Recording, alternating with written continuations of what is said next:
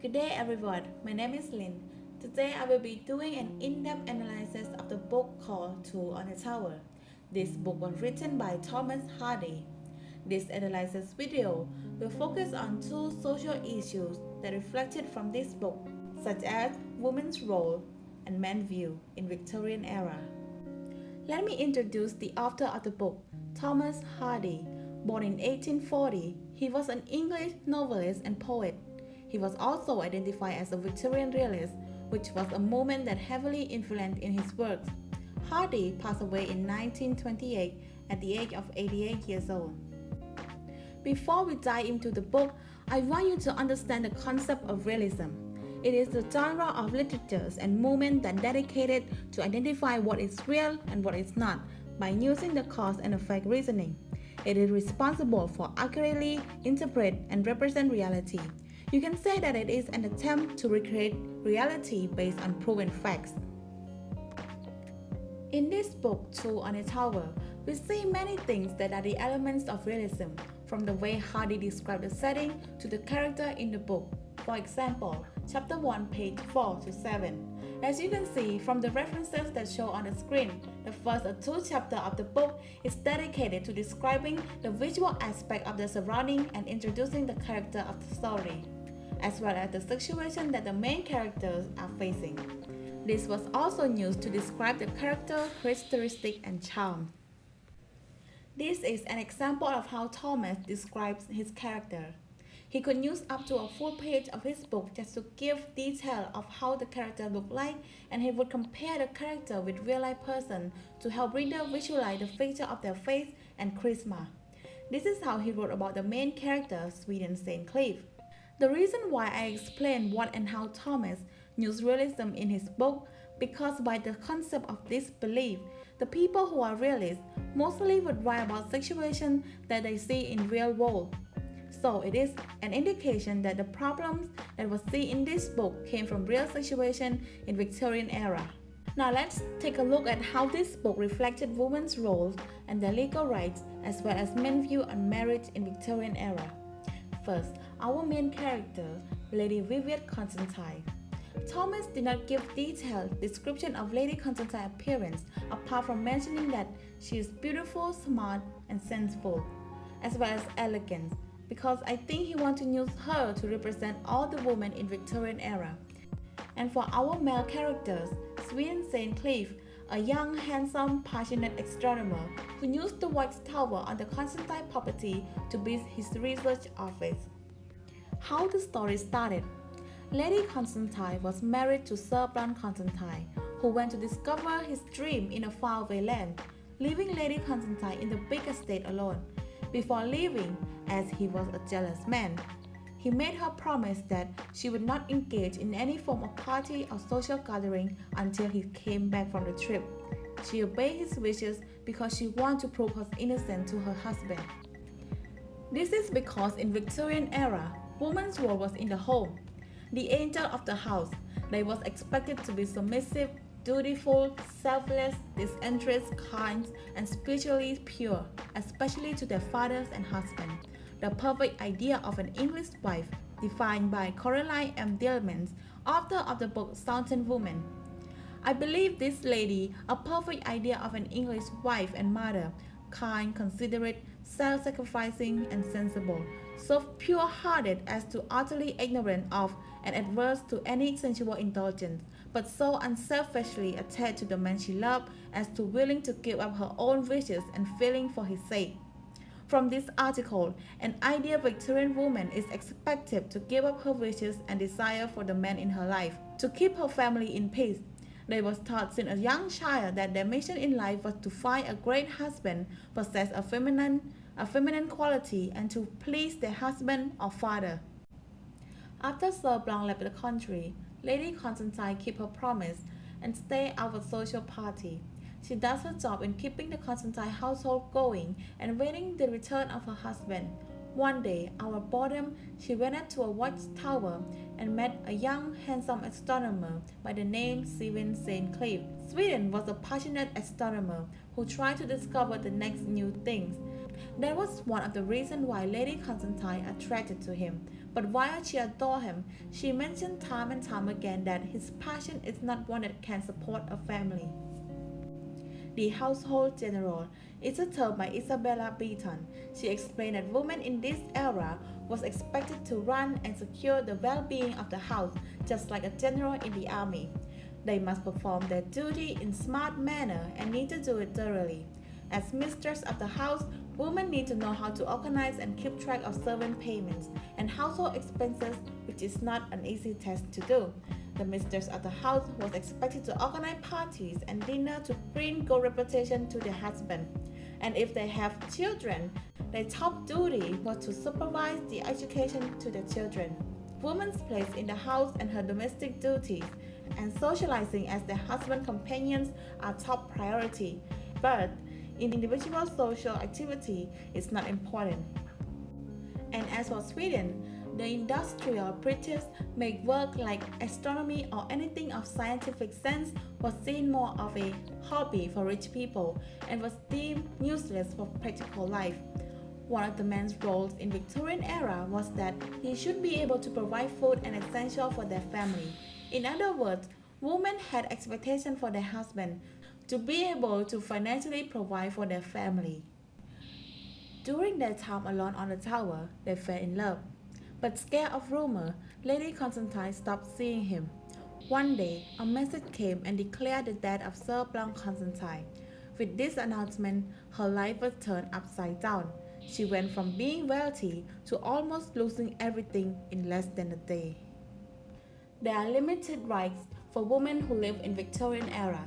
After marrying their husband, all their possessions become their husband. And they also need to take their husband's last name.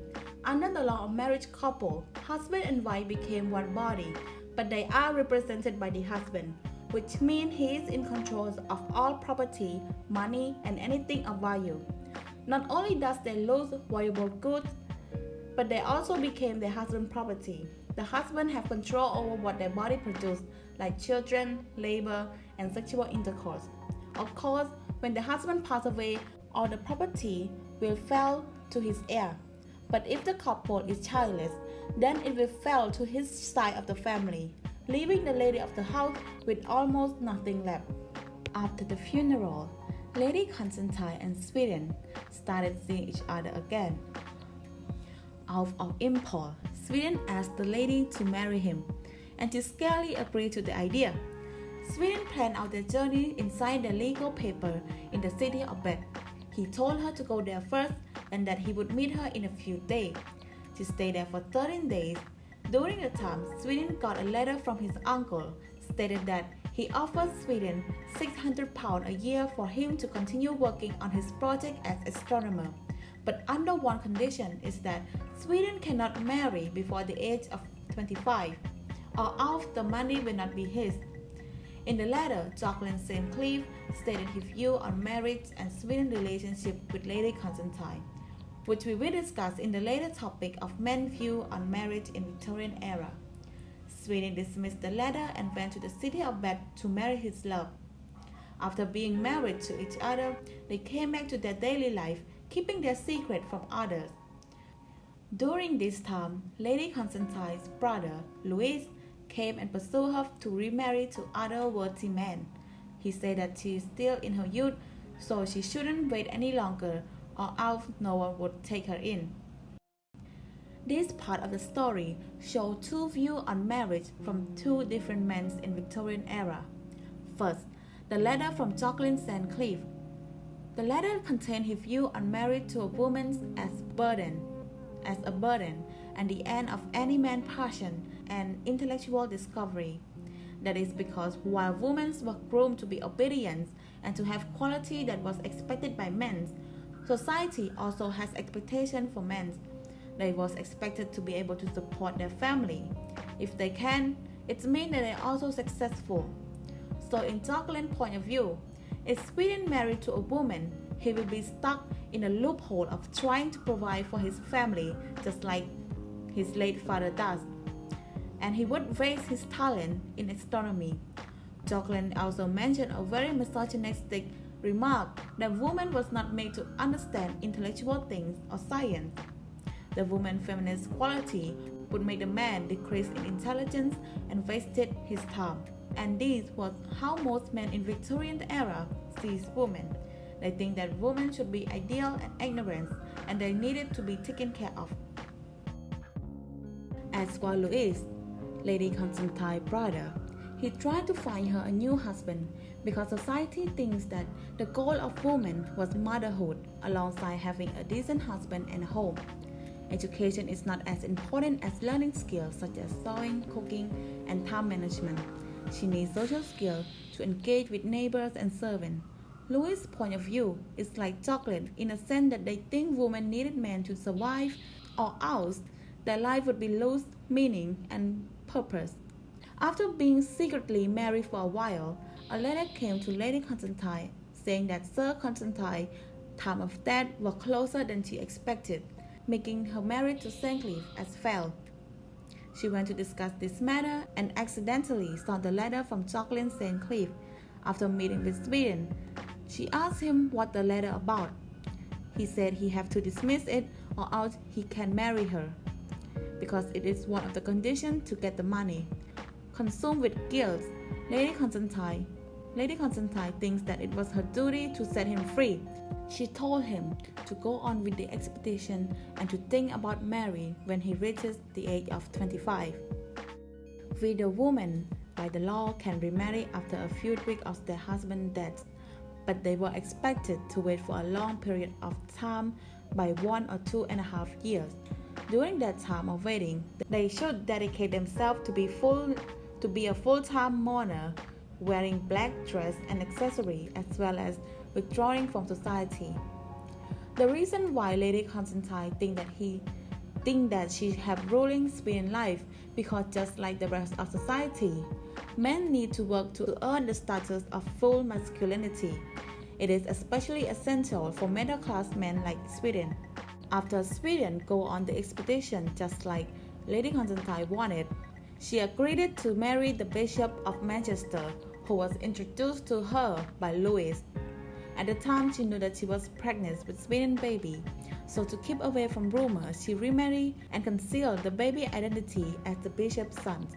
After a few years, Sweden returned accidentally encountered Lady Constantine with her son on the top of the tower where they met. She has lost her beauty and radiance as well as sick. She knows for a fact that Sweden has stopped loving her, but she still adores him. Sweden, thinking that he morally owned her, he then proposed a marriage. With pure joy and sadness, knowing that the proposal did not come from love but guilt, Lady Constantine was happy for a moment, but then passed away in the arms of Sweden. We had reached the end of the story. In this part, we will talk about symbolism that can be found throughout the story. It is also a foreshadowing of this book. The tower that is in the title and mentioned numerous times throughout the story symbolizes the control of Sir Blanc over Lady Constantine's life. It can also mean that it is the power that men hold over women during Victorian era. From the start, when Vivian and Sweden met, it was on the tower that owned by Sir Blanc. The reason why she went up there in the first place was to look at the sea, where her husband is at, and she waited for his return for a long time. Even when she fell in love, marrying Sweden, or even when she told Sweden that their marriage was unsuccessful, it was all inflected from the announcement of Sir Blanc Constantine's death. He did not need to be physically there, but he still can rule over her life. Even in death, it was on the same tower. She willing to give up her happiness for the man in her life, but still she died a sorrowful and pitiful death by all of them. This indicates that Victorian men have a lot of power over women's life. The purpose of a woman was to be married into a man's household and became his property. After that, her life is consumed by his purpose and passion. She needs to be the angel of the house, the household general, to be obedient and loyal to him. Even after death, does husband still make or break a woman's life? Thank you so much for listening to the end of this video. I hope I have made it entertaining enough that you did not fall asleep. Now, goodbye.